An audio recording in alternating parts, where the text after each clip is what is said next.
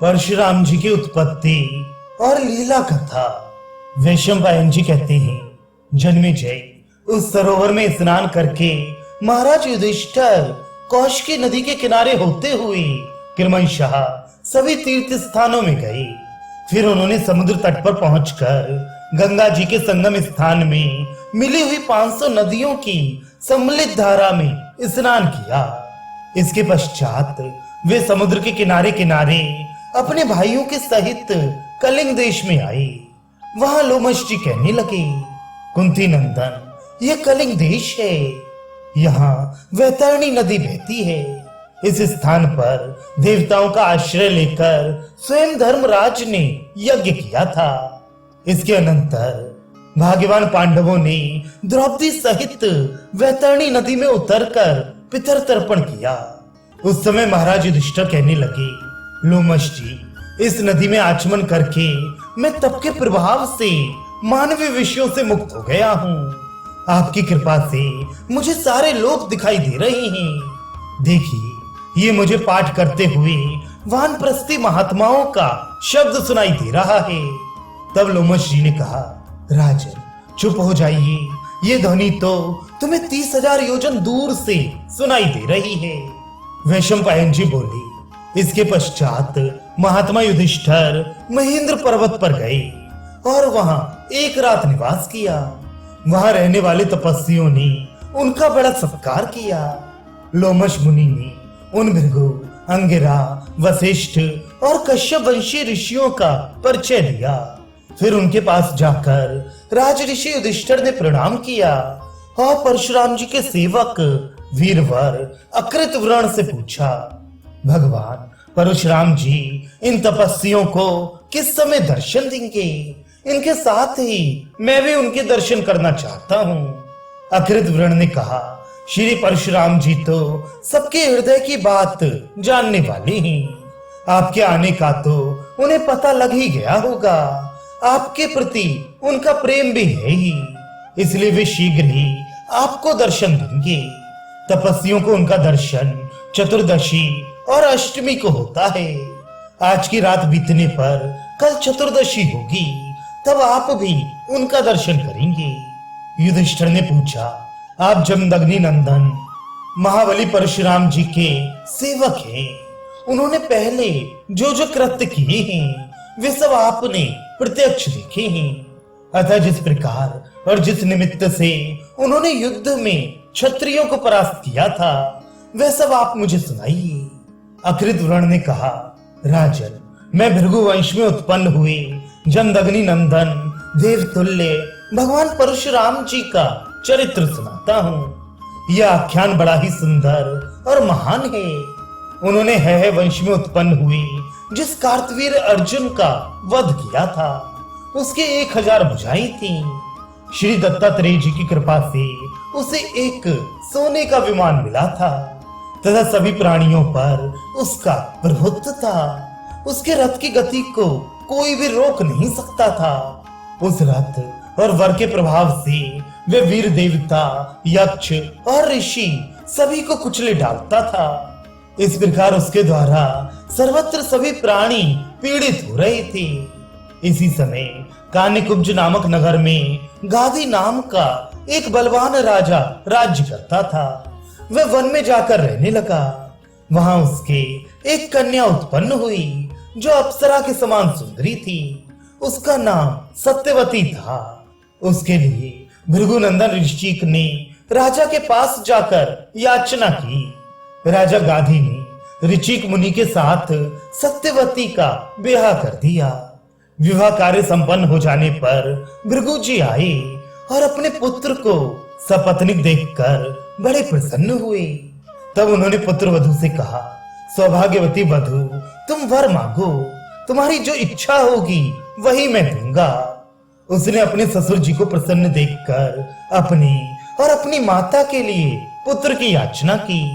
तब भृगु जी ने कहा, तुम और तुम्हारी माता ऋतु स्नान करने के पश्चात पुत्रोत्पत्ति की कामना से अलग अलग वृक्षों का आलिंगन करना। वह पीपल का आलिंगन करे और तुम गूलर का करना। इसके सिवा मैंने सारे संसार में घूमकर तुम्हारे और तुम्हारी माता के लिए बड़े प्रयत्न से ये दो चरु तैयार किए हैं, इन्हें तुम सावधानी से खा लेना। ऐसा कहकर मुनि अंतर्धान हो गए।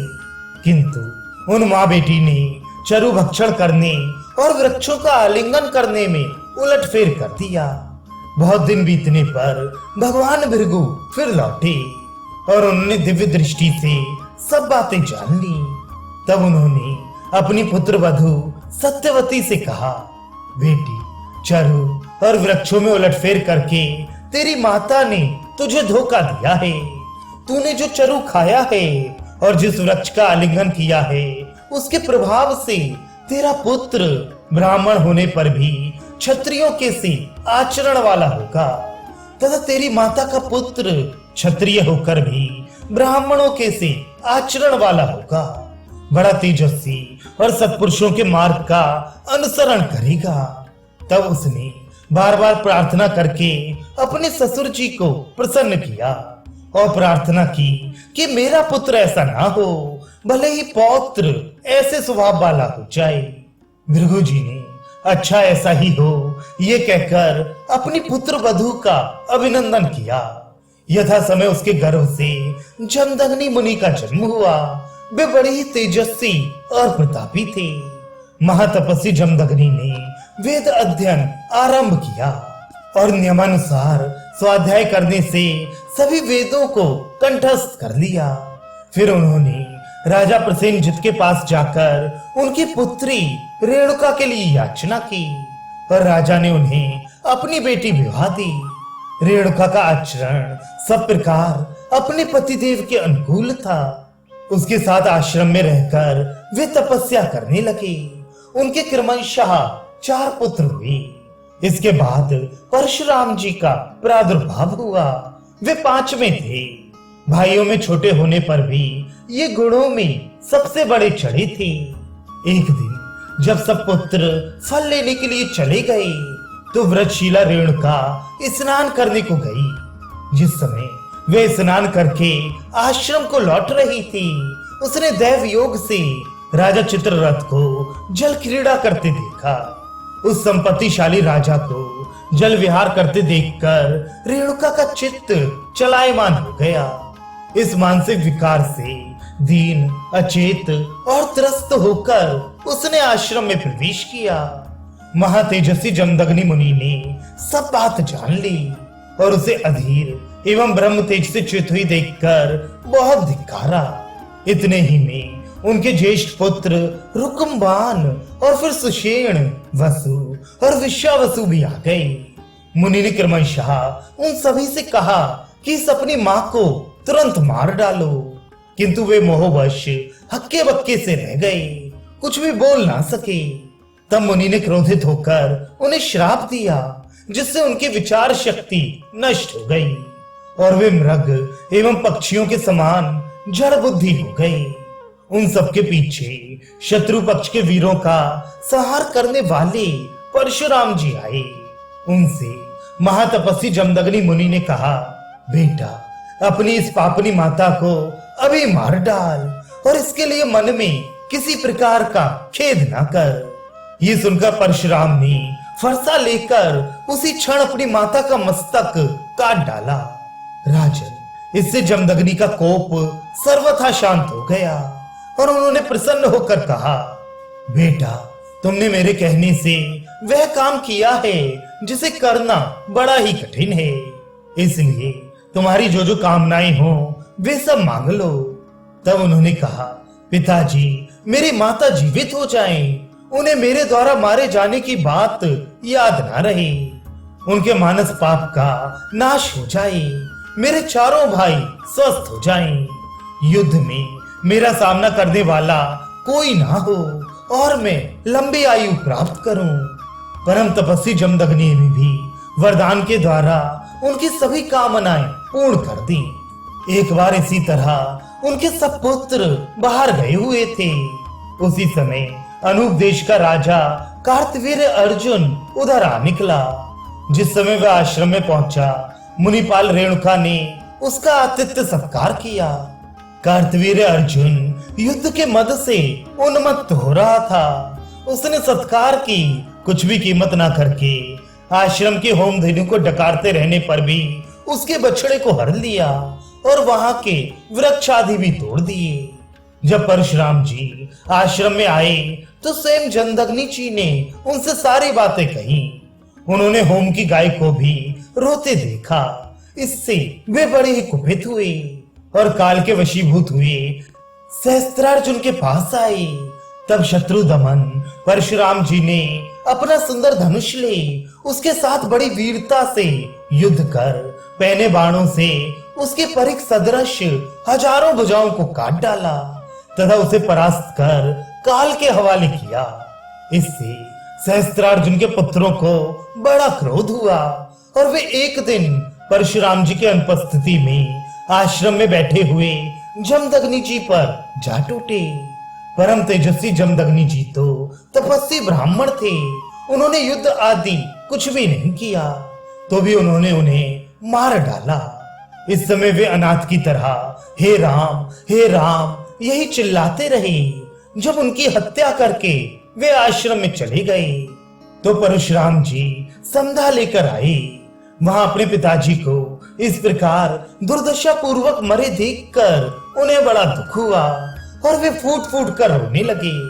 कुछ समय तक वे करुणा पूर्वक तरह तरह से विलाप करते रहे। फिर उन्होंने अपने पिता के सब प्रेत कर्म किए और उनका अग्नि संस्कार कर संपूर्ण क्षत्रियों का संहार करने की प्रतिज्ञा की। महाबली भृगुनंदन क्रोध के आवेश में साक्षात काल के समान हो गए और उन्होंने अकेले ही कार्तवीर के सब पुत्रों को मार डाला। उस समय जिन जिन क्षत्रियों ने उनका पक्ष लिया उन सबका भी उन्होंने सफाया कर दिया।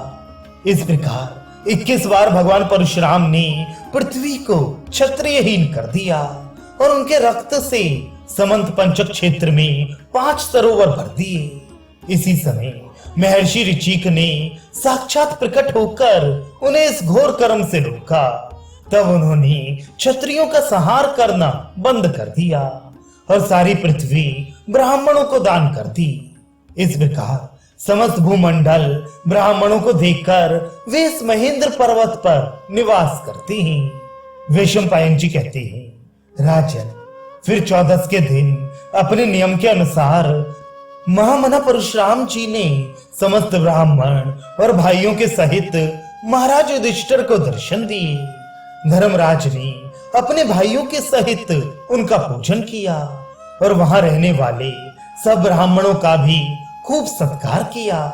फिर परशुराम जी की आज्ञा से उस रात को महेंद्र पर्वत पर ही रहकर वे दूसरे दिन दक्षिण की ओर चले।